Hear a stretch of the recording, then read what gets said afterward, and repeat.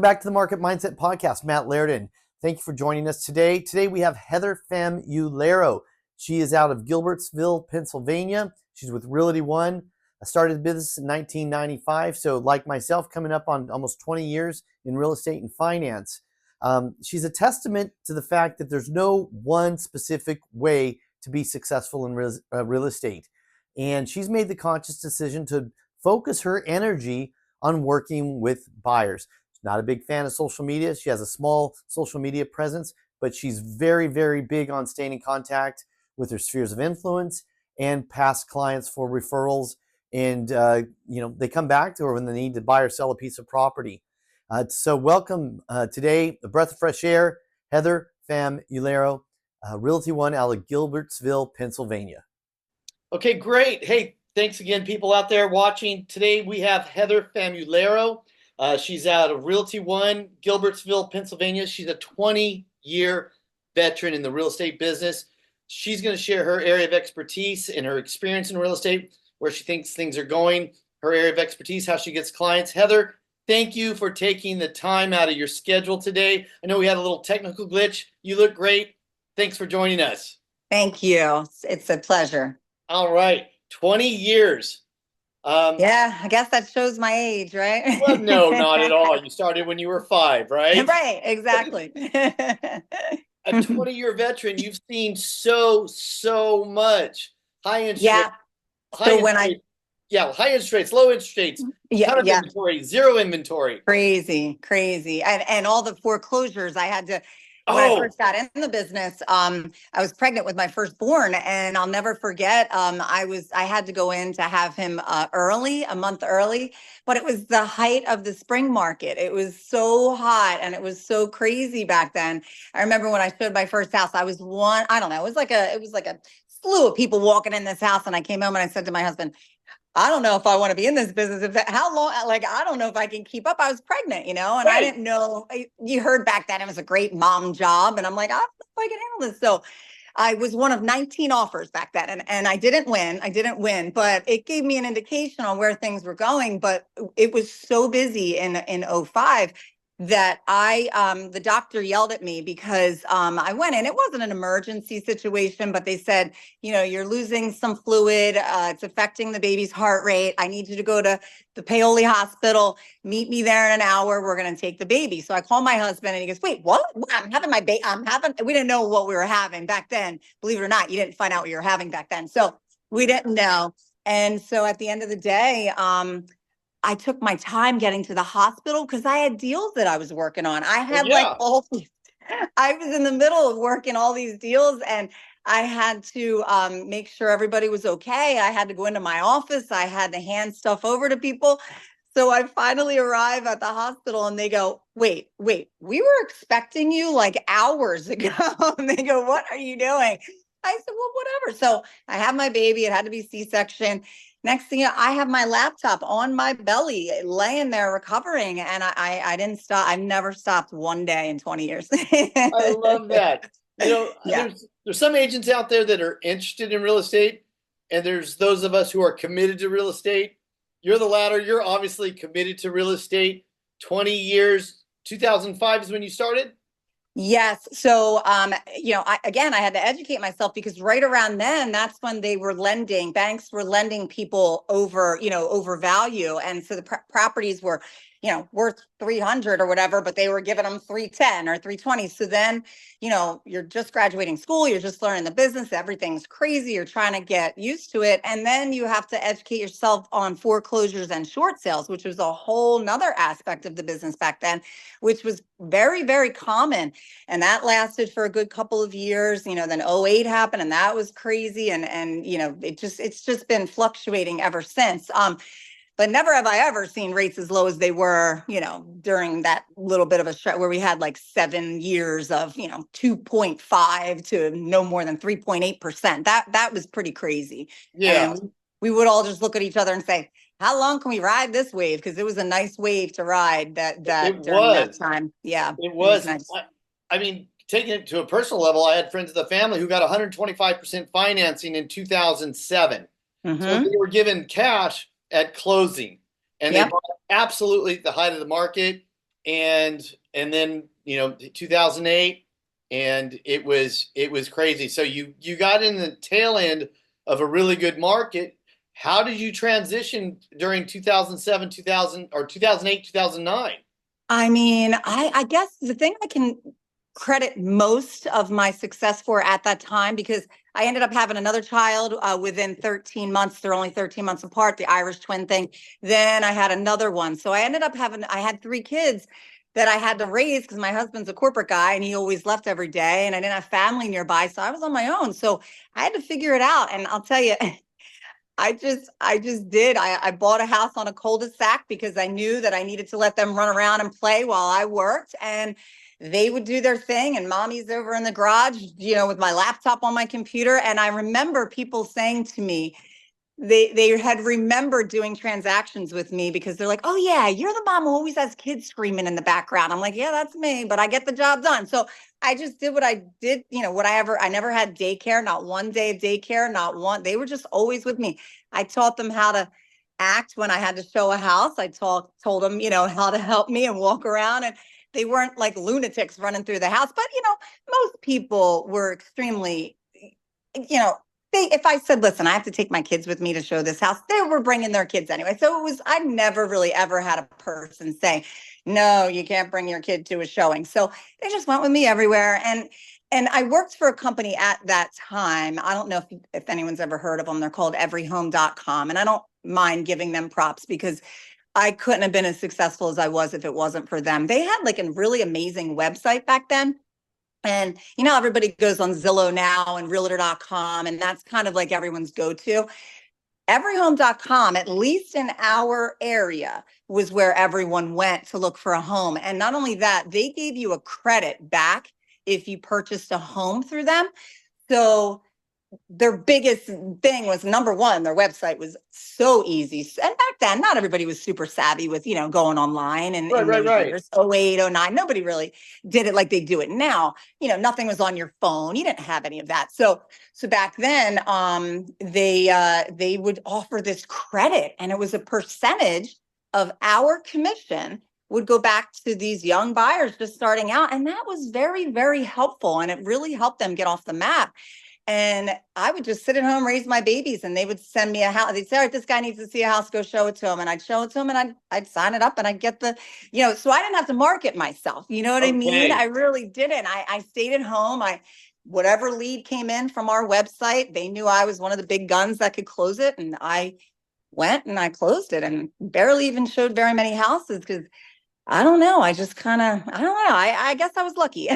Well, yeah, but there's luck, and then there's the success happens when it's an old adage, whatever metaphor, that success happens when preparation meets opportunity. And obviously, you hopped on that and were very successful early, and then business changed a little bit. I mean, you came in at the tail end of a really, really good market, a lot of offers coming in. You had to compete, and then 2008 happened. How'd you transition your business? Obviously, you've been in the business for 20 years. How'd you transition? How have you handled market cycles? I mean, put it this way. There's a pattern. There's definitely a pattern. And I have been through 4 presidential elections now during my term as a realtor. The world just freezes within 6 months of a presidential election, no matter what. It's just because, people are nervous, whether it's whoever you're voting for, they don't care. It's just, I think people get nervous to spend money right before presidential election because of whatever changes may be coming into play. So I always preface everybody with that. Don't worry, this time of the year, if I'm listing a house, don't worry, we might not have a lot of activity. That went out the window during COVID. Nothing, everything that I had always told everybody, okay, August is slow because parents, you want to get your house under contract by, mid-July, because if these people are going to a new school district, they need to be settled in and blah, blah. So don't be alarmed if you're slow. End of July, August, people are already under contract. They're going on vacations. They're regrouping. So you always knew before COVID, like what the slow times were. And it was pretty much across the board. Presidential election time, August, then it revamps. Believe it or not, holidays wasn't that slow. November was always pretty busy, I guess, because people are off taking breaks and stuff. So it's always busy in November, but then it slows down a little bit. Then the new year, so you would always counsel your clients that way. And then, COVID happened, and it was just, out the window. Like there was no counseling anybody on anything. You just had to fight to get the job done and be the winner, of the Right. wars. I remember during that time, during COVID, I mean, all of a sudden, virtual tours were the thing, and Ugh, that yeah, was tough. I mean, and That you was have to tough. adapt. You have to adapt. Obviously, you've been in the business a while. You're a veteran in the industry, so you know how to adapt. And you've seen, like you said, 4 market cycles, 4 presidential elections. That economic uncertainty, Hmm. okay, is real. Hmm. And people sort of tighten up, waiting to see what the direction of the economy is going to go. Hmm. Different political parties have different beliefs on economics, and yeah, but obviously you've stood the test of time and doing well. What's your business look like right now? Where are you getting? Well, first of all, uh, listings versus buy side representation. How's your business? How's it break down?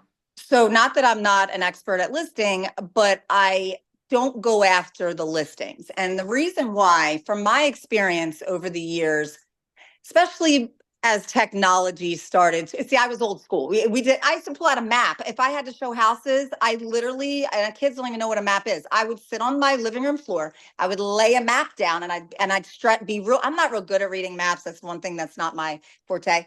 I'm more of like a visual, like show me something, teach me whatever. I won't forget. But maps, I was really bad. So, and then I would get really stressed because I'm like, all right, they want to see 3 houses. Oh my gosh. Okay. So I've got to go down this road. And this was even before MapQuest. Like this was, Right. then the MapQuest came in. Then you would print it from the computer and take your paper with you.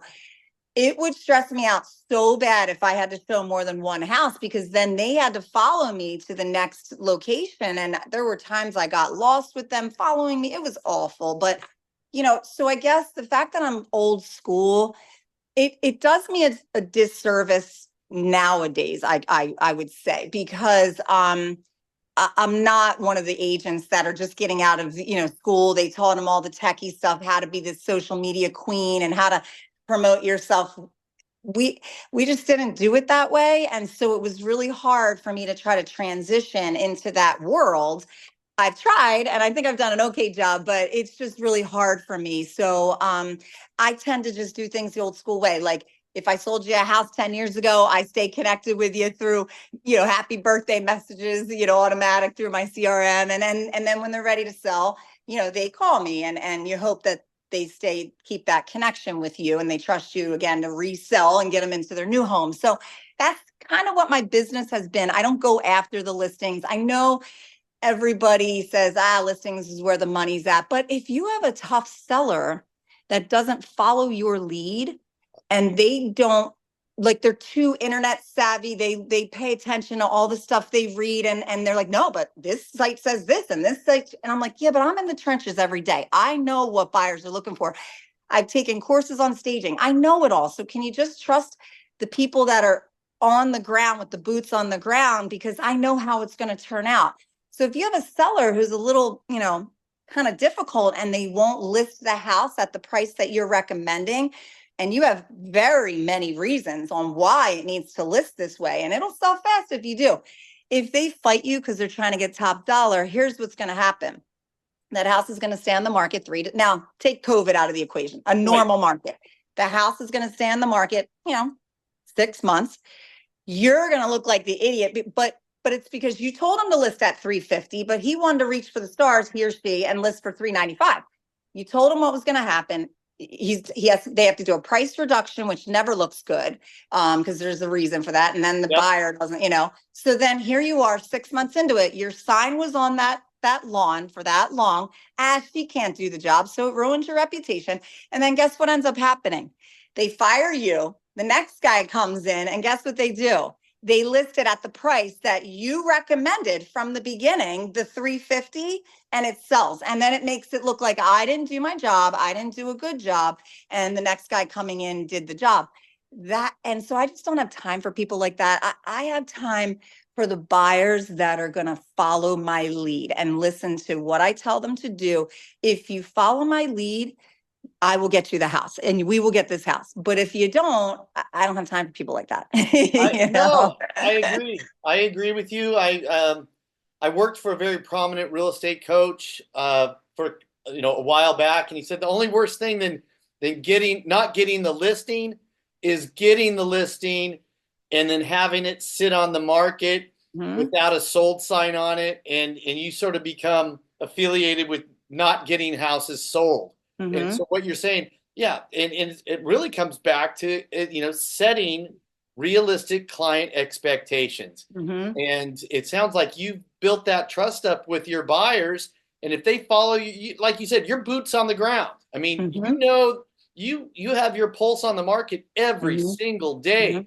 And of course, you're going to do what's in the best interest of your clients. But I love the fact that it sounds like you set the table really quickly. Hey, trust me, this is my experience. This is what I do. I'm going to find you the best house at the best price with the most reasonable terms and in an area that you like if you trust me. And that is so, so important. So important. And so many realtors, especially the newbies that just start out, they're just desperate to get a deal, and they'll go and they'll run somebody and show them 50 houses. And I'm like, yeah, we don't get paid for our time. I see, that's another thing I wish the world would get. And I wish I could shout it to the mountaintops. Would you work for free? Would you show somebody 50 houses with the gas prices, running around, putting the miles on your car, all that, and then they're not listening to, they're not doing what you're telling them to do to get the job done, or they ghost you? Nowadays, a lot of people, if there's no loyalty there, and if they just found you online and they just called you and you don't really know that person, sometimes, and it's happened to me, I'll meet them out at the first house or maybe one or two. And the next thing you know, maybe I wasn't available that weekend because I had something going on with my family and I was away. Oh no, they want an answer. Nowadays, people need an answer in 5 seconds. So if I'm away and there was no real loyalty because they're just getting to know me, they'll call the agent on the sign and the agent will let them through. And I'm away and I'm like, but I'll show you on Monday. I'll show you on Monday. Oh no, they can't wait.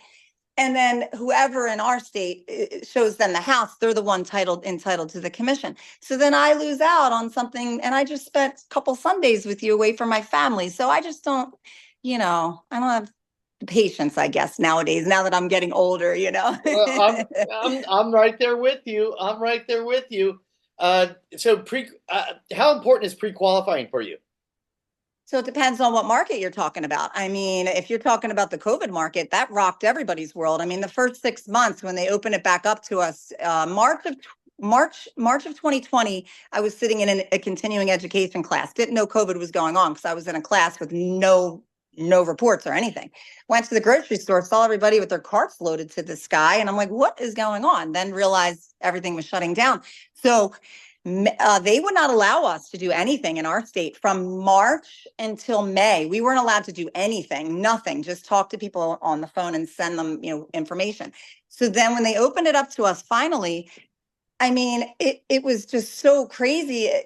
You didn't even have barely time to show the house, let alone put an offer in, let alone get it to the listing agent. There was all these deadlines. So I would say the first 6 months, it was driving me insane because I kept saying to my husband, I'm not wasting my time showing these houses to not get paid, to not be the one that wins the war. So back then, there are times where a pre-approval didn't really mean so much, but during COVID, you had to have all your ducks in a row. I mean, you had to have everything lined up, hence why you needed the buyer to follow your lead, because you had to have not only a lender approval, but it had to be the next step. Like it had to be, they checked their finances, anybody can go online and try to get an approval and it'll say, oh yeah, you're qualified based on what you tell me.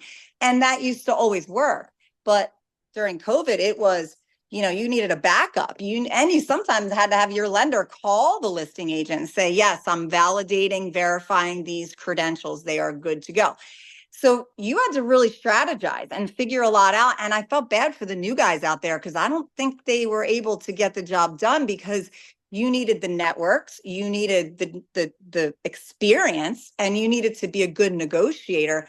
So it took me about 6 months to figure out what I could do to get my clients houses, because this one time they wanted me to show houses on a Sunday morning. I still had my pajamas on. I was making my family breakfast and I go, well, if you don't mind me coming in my pajamas. So I dropped everything, showed the house in my pajamas, came home, wrote it up, spent hours doing this. And then I was one of like 35 offers. I'm like, yeah, this can't last very long. So I got to figure this out.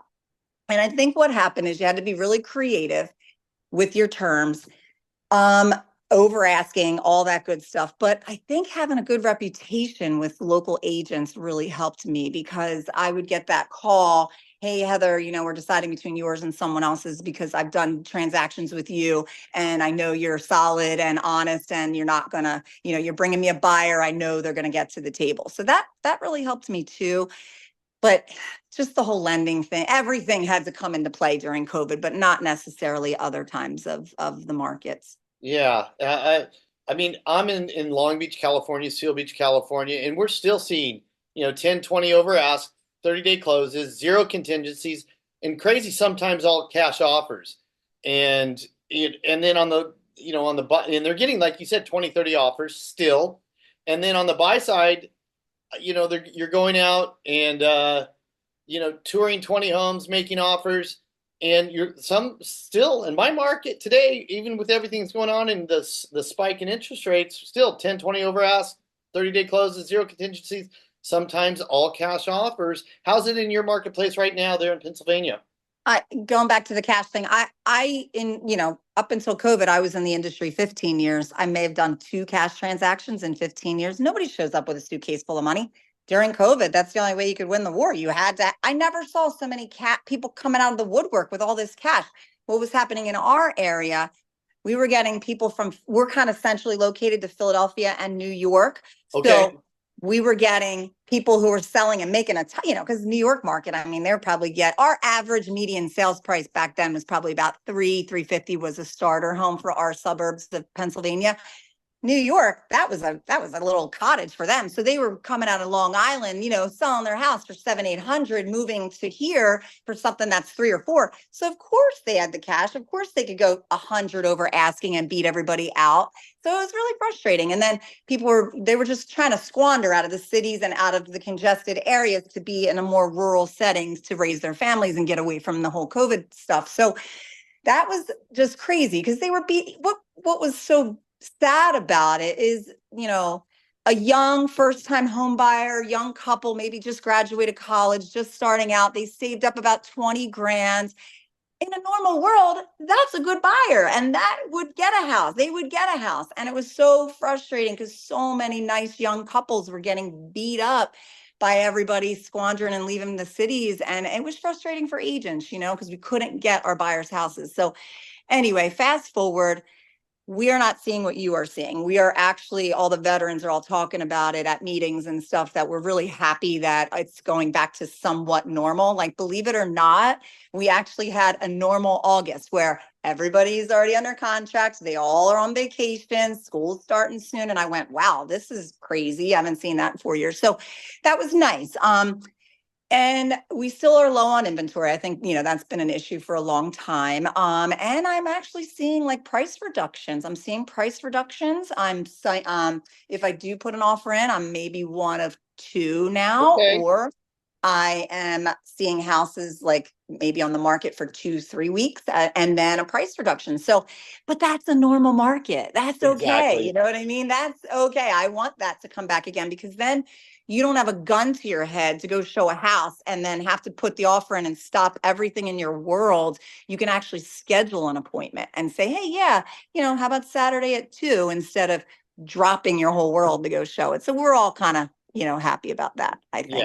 Yeah. And not to say that our market's just booming like it was, but I mean, I tell people, every New Year's Day, there's the Rose Bowl, there's the Rose Parade. And somehow in California, we've got this beautiful weather. I mean, it'd be raining 3 days before, and it's bright and sunny, and we're always going to have buyers coming from out of state. Mm-hmm. Circling back to these young buyers, my wife and I were really, really fortunate. I took I was working on Wall Street, took a West Coast division of a Wall Street firm, and I took a big signing bonus to change firms, which allowed my wife and I to get into our first home. My daughter and her husband, I mean, combined, they're well into the 6 figures. Mm-hmm. The cost of living so expensive. They're having a more difficult time setting aside that down payment. And a house that my parents sold for $450,000 17 years ago is now 1.1. And Mm-hmm. that's a 60-year-old home. I know. I know. It's and you just and so a lot of the young professionals, are starting to head east. And my middle daughter, her husband, he's fortunate to be able to work remotely, so they moved to Oklahoma, and they've got a beautiful spread there, and they're going to Mm-hmm. raise a family there. And so that's what's happening in with a lot of the younger couples today who don't have an equity, don't have the first home already under their belt. And so it's challenging, and the dream of home ownership is getting away from us in a lot of area, and still lack of inventory, lack of inventory, lack of inventory. Well, you But know why there's lack of inventory? I tell people all the time. Think about it, right? You, you know, before COVID, I want to say, how long were the rates at a 2.5? I want to say oh, good 4 or 5 years before COVID easily. Then even into COVID, they were super low. All those people, normally you hold on, at least in our area, you hold on to a home, especially your starter, about 5 to 7 years. Okay. Think yep, about the math. You go back 5 to 7 years from now, you're holding a 2.5, maybe a 3% interest rate. Why are you going to sell if you don't have an urgency to sell? If you're not transferred, death in the family, divorce, if there's no major thing going on in your life, you just want to sell just to sell. You're not going to go and pay an overpriced home for an overpriced home and then double your interest rate. Why would you do that? It's silly. It's silly right. to do that. Yeah, Right. and that's sort of the microeconomics of what we're talking about here. If there's a young couple who has a home, they just went to sell it and rebuy the same home, their payment just went up 40-50%. Exactly. So stepping up in home, it's out of their price point because they can't get the financing. So they're holding on to those 2.5-3% Mm-hmm. mortgages, Mm-hmm. and that's a big driver in lack of inventory. And I Absolutely. still and yeah, it's unfortunate. And like you said, everything's cyclical, and I'm sure we'll come back out of this and the norm will be Mm-hmm. there again. Mm-hmm. Hopefully, but then jobs report just came out today, and Wall Street was hoping for maybe another 50 basis point decrease in interest rates like we did, a month ago. Mm-hmm. Now that's off the table because there's concerns about inflationary pressures happening again. And so therefore that's taking a rate cut off the table, which again affects all of us, home buyers, people in the real estate profession like you and I are. Mm-hmm. Yep. So if people are moving to Pennsylvania, where are they coming from? Again, during COVID, it was Philly and New York. That's all I ever saw. Philly, New York, Philly, New York. Sight unseen, virtual tours, no inspections. And I don't feel comfortable putting my stamp on something. Do you know how many phone calls I got after I sold people houses that had to buy as is, sight unseen, waive inspections, waive appraisal, waive everything?